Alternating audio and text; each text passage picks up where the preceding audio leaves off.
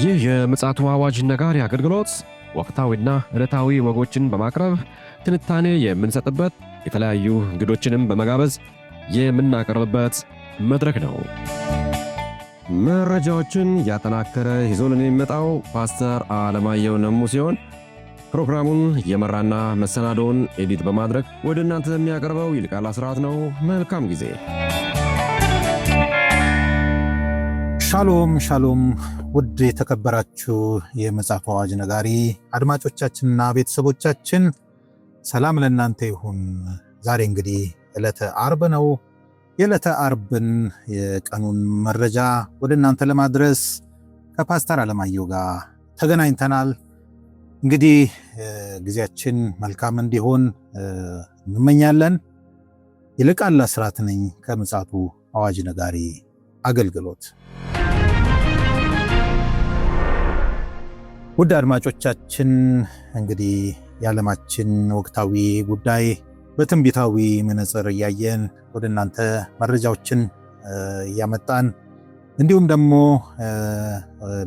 ወደ ልባችን የመጣውንም መልእክት ወደ እናንተ ለማድረስ በአሁኑ ሰዓት እንግዲህ ከፓስተር አለማየሁ ጋር ተገናኝተናል። አጠገቤ ይገኛል። ለአገልግሎት ወጣ ብሎ እንደነበረ ትላንትናም ከትላንት ወዲያም ተናግረን ነበረ። በሰላም ነው መጥቷል። መረጃውን ደግሞ ባለው ሰዓት ደግሞ ተጠቅሞ ሊያካፍልን ነው ተገኝቷል። መልካም ጊዜ ይኖረናል። ሰላምታ እንለዋወጥና በቀጥታ ወደ መረጃችን እናመራለን። ሰላም ላንተ ይሁን ፓስተር። እንደምን አለ ወንድም ይልቃል? እንኳን ደህና መጣ። እንግዲህ በጣም መልካም ጊዜ እንደነበረ ሼር አድርገኸኛል። በተለይ ደግሞ በኦሮሚያ አካባቢ በርካታ አጥቢያዎች እንዳሏችሁ ይታወቃል። እነዛን አጥቢያዎች የሚመሩ አገልጋዮችን በስልጠናና ኢምፓወር በማድረግ ስራ ተጠምደ ነበረ። ዛሬ እንግዲህ ረፋዱ ላይ ወደ አዲስ አበባ ገብተሃል። እንደው በመጠኑ መልካም ጊዜ ነበረ መሰለኝ አይደለ? በጣም የሚደንቅ ጊዜ ነበረ እና ወንጌል አየህ በቅብብሎች ነው የሚሰራው። ወንጌል አንተ ብቻ ሱፐርስታር የምትሆንበት አይደለም። ስታር የለውም። ስታሩ ኢየሱስ ክርስቶስ ነው እና ደግሞ የኢትዮጵያ ምድር አሁን በአብያተ ክርስቲያናት የቁጥር ስሌት 30 ሚሊዮን እያለነ ያለ ነው። ነገር ግን የሚገርም ነገር አሁን ላይ 30 ሚሊዮን እንሁን እንጂ የኢትዮጵያ ሕዝብ ደግሞ 130 ሚሊዮን ነው። እውነት ነው። 100 ሚሊዮኑ ገና ወንጌል ምን አላደረገውም፣ አልደረሰውም፣ አልገባም ገና እና በጣም አጃይብ የሚባል ታምራት ነው እየሰማን የነበረው። በጣም ሪሞት ኤሪያ፣ በጣም ሰው ደፍሮ ሊገባባቸው የማይችሉ ኤሪያ ላይ ነው እነዚህ ሚሽነሪ ልጆች እየገቡ የሚሰሩትና የሰሩትን ነገር ምስክርነት ሲሰጡ፣ የዳነውን ሰው ሲሰጡ፣ እብድ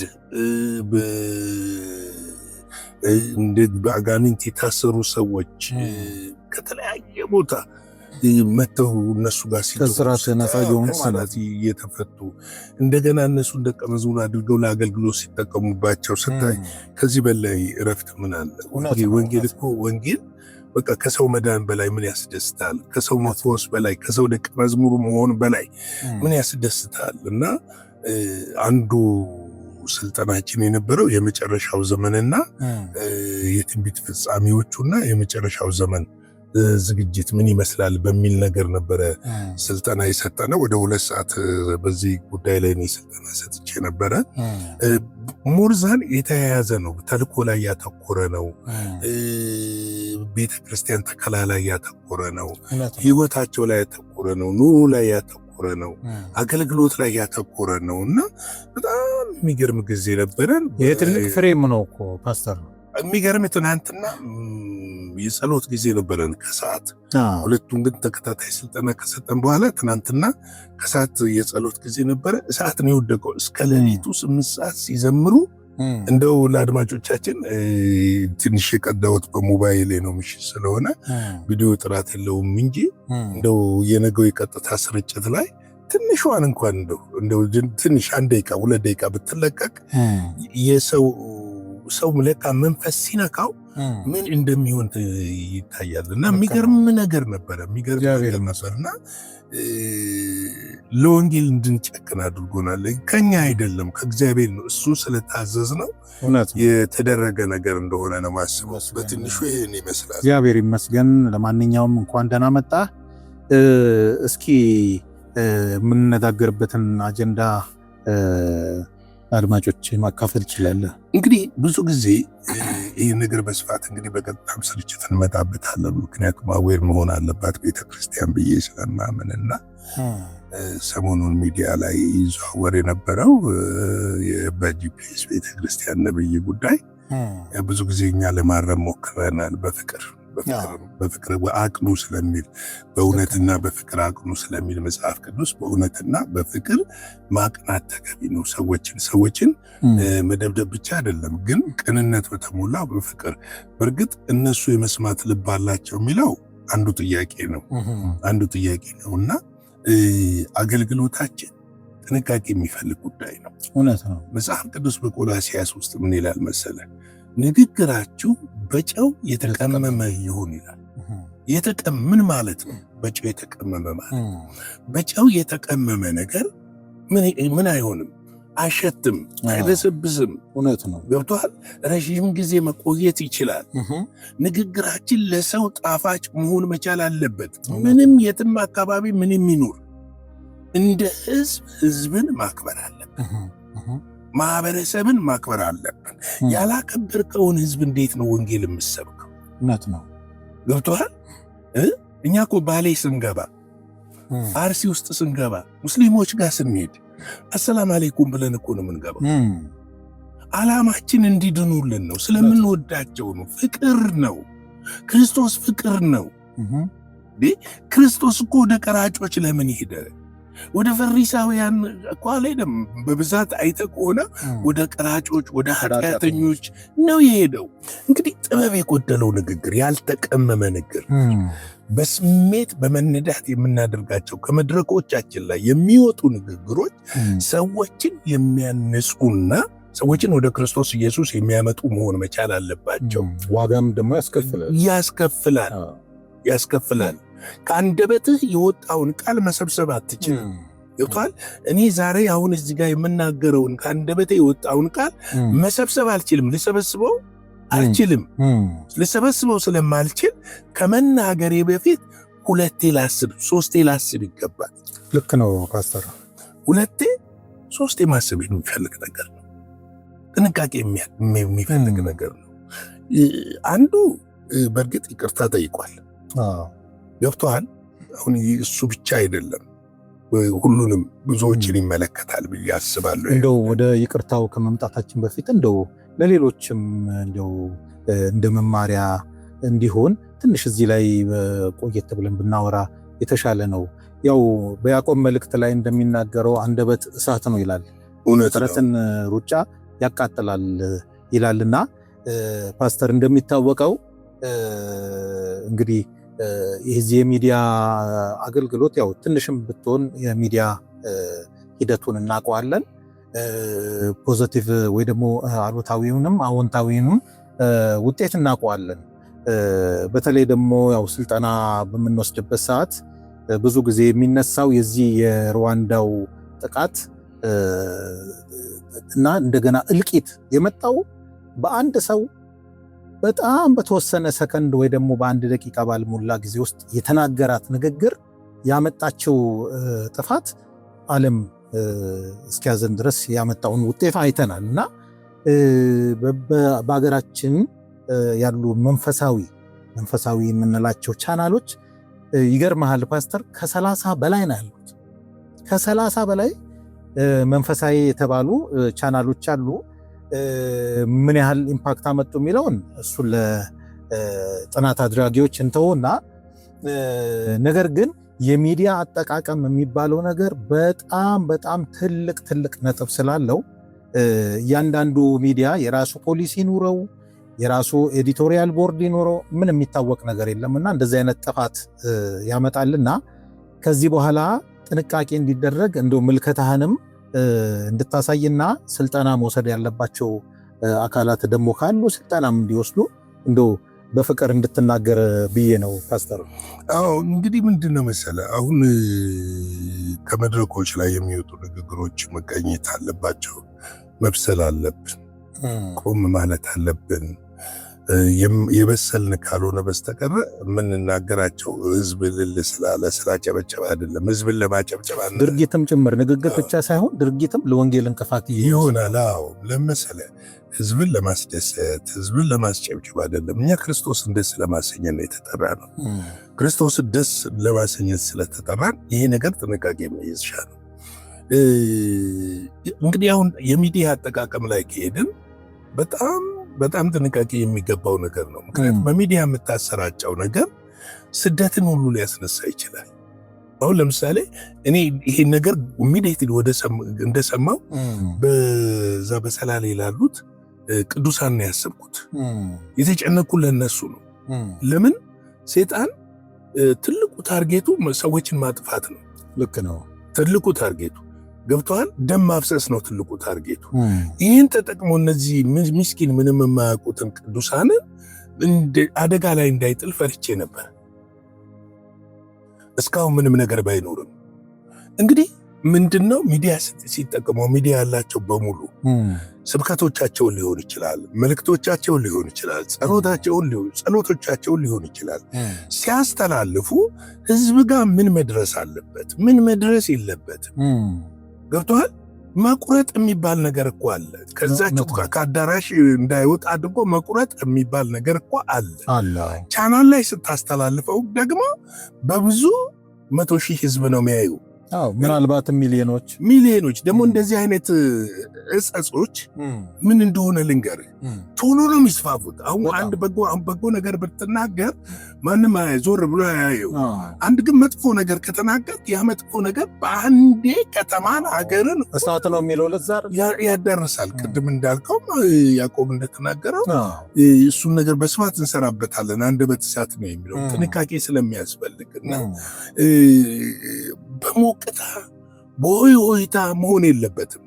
ለምሳሌ ድሮ የሚደረገው ነገር ምስክርነቶች እኮ ይሰጣሉ። በድሮ ጊዜ ሰዎች ተፈወሱ ሲባል እና መጀመሪያ ምስክርነቱን ጓዳ ላይ ያዳምጡታል። ምስክርነቱ ያንጻል አያንጽም፣ ሰዎችን ይለውጣል አይለውጥም የሚባለው ነገር ይታይና ምንድነው የሚደረገው? ምስክርነቱ እንዲተላለፍ ይደረጋል። ትክክል። አሁን ግን እንደሱ አይደለም።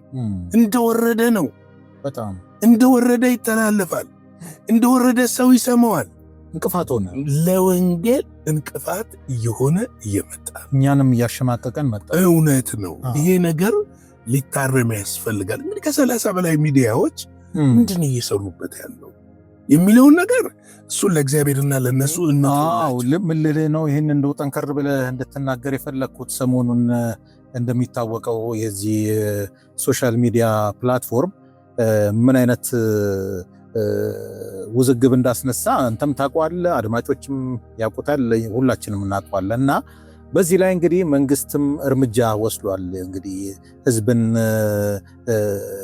ባህሉን የሚበርዙ ተብሎ እንግዲህ ካታጎራይዝ የተደረጉ የሚዲያ አይነቶች አንዳንዶቹ እስከ መዘጋት ወይ ደግሞ እንደገና አዘጋጆቹንም እስከ ማስጠንቀቅ እስከ ማሰርም መንግስት እርምጃ ወስዷል።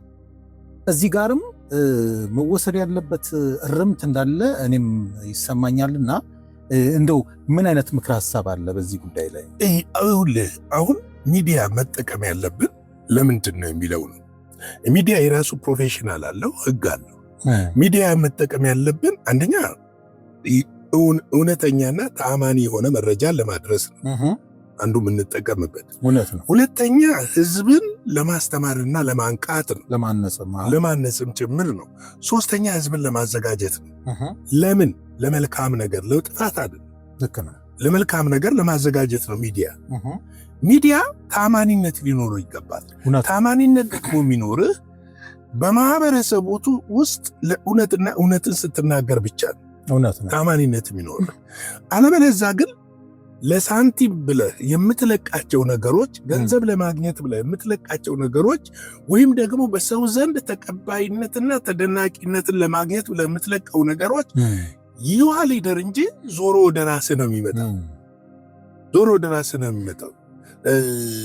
ጠቅላይ ሚኒስትሩ አንድ ነገር ተናገሩ። በዚህ በቲክቶክ ዜና ሲናገሩ ሰምታቸው ከሆነ ማንኛውም ሚዲያ ነው ያሉት፣ ማንኛውም ሚዲያ የማህበረሰቡን እሴት፣ ባህል፣ ወግ ሊጠብቅ ይገባል። እምነት አመለካከትንም ጭምር መጠበቅ አለብን። እውነት ነው። መልእክትህን የምታስተላልፈው በጨዋ ደንብ ነው። ኢየሱስ ክርስቶስ ራሱ ምን ብሏል? እውነትን በፍቅር ተናገሩ ነው ያለው። እውነትን በምንድን ነው የምትናገረው? በፍቅር ነው የምትናገረው። ገብቶሃል? እውነትን ሊኖረኝ ይችላል እኔ አንተ ላይ የማየው ነገር፣ ግን በፍቅር እስካልነገርኩ ድረስ እኔ እናንተ መካከል የሚፈጠረው ነገር ምንድን ነው? ጦርነት ነው የሚፈጠረው። እውነት ነው እኮ እንደውም እኮ ይላል እኮ ፓስተር ጌታ ኢየሱስ እኮ የሰጠው እኮ በጣም ሲሪየስ የሆነ እኮ ምሳሌ አለ።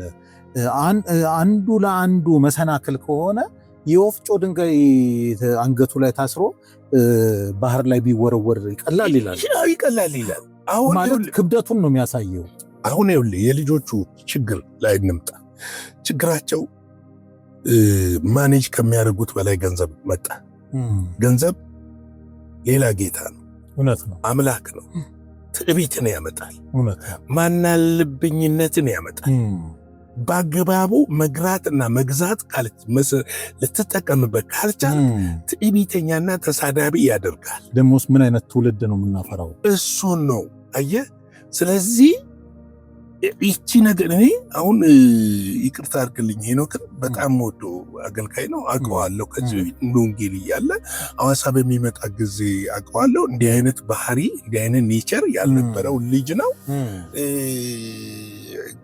እንደውም አንድ ጊዜ አስታውሳለሁ ለዊ ሪዞልት ስለ በዚህ በነቢያት ጉዳይ ላይ በጣም አውርተናል እና አንዳንድ ጊዜ ምንጋ ተርኒንግ ፖይንት እንደሚመጣ አታውቅም። እውነት ነው። ገብቶሃል? እግዚአብሔር የሆነ ነገር ወደ አንተ ሲያመጣ ልትጠነቀቅ ያስፈልጋል።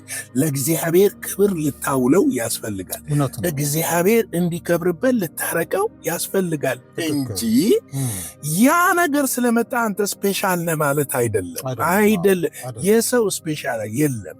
ሰው በእግዚአብሔር አምሳል የተፈጠረ ትንሽ ይሁን ትልቅ፣ ድሃ ይሁን ሀብታም በእግዚአብሔር ፊት እኩል ነው። ይህንን እንደ መንፈሳዊ አባትነትና አስተማሪነት ነው እኛ ለህዝቡ ልናስተምር የሚገባው። ደግሞ ውክልናውን ገባ የሰማያውን ውክልና ነው ይዘን የሰማያውን ህግጋት ስርዓት ለማህበረሰቡ ማንጸባረቅ ያለብን እና በጣም በጣም ጥንቃቄ ማድረግ ይገባል። እሱ ግን ያሁኑ ኦፊሻል ይቅርታ ጠይቋል። በቤተ ክርስቲያን በኩል ነው የመጀመሪያ ይቅርታ የጠየቀው።